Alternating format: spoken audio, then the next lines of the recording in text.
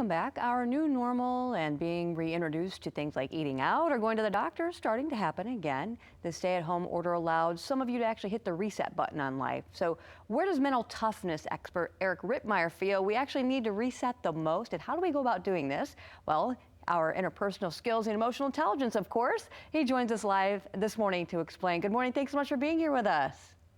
Leanne, thank you for having me. It's great to be back. I love you guys. Absolutely. Okay, so first of all, you say the big thing for us to do is to understand the platinum rule. Go ahead.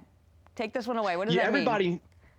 everybody knows the golden rule, which is treat others the way we want to be treated. The platinum rule is to treat others the way they want to be treated. We need to get back to the core of just making people feel good about themselves, making them feel important. The platinum rule is all about finding what really means something to others and honing in on that and trying to find some common ground.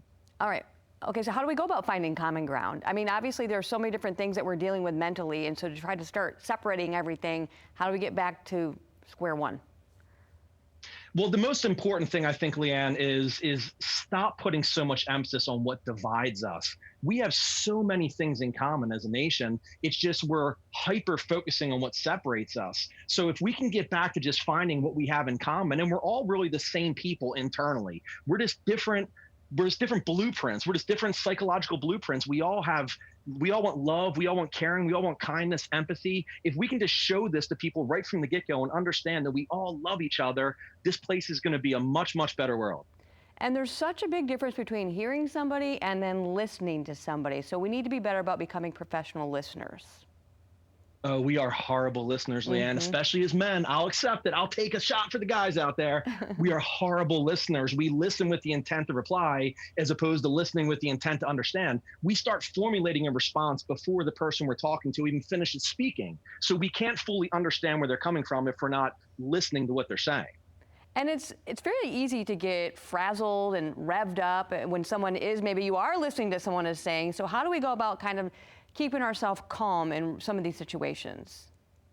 Yeah, you know, it's so funny. Mental toughness. I hear so many people say, what's mental toughness, Eric? Is it push-ups and running 10 miles and you're a former Marine? And what's that mean? Mental toughness is emotional control. And what we have to realize is what we say, what we do, it has impacts on other people. So before we voice our opinions or before we say things that might upset other people, we have to take a step back and kind of analyze and realize that what we're saying is going to have impacts on people. Let's be cautious of that. And how do manners come into play with everything? Manners are huge. And I'm talking more than just please and thank you and yes, sir, and no, ma'am. I'm talking about normal common courtesies, which is allow people to finish their statement. Don't cut them off. Make eye contact with them. Don't look at your cell phone. Don't look at your watch. Don't tweet. Don't go on Facebook when you're talking to somebody. It's very, very basic stuff that just makes the people we're talking with feel like our world revolves around them.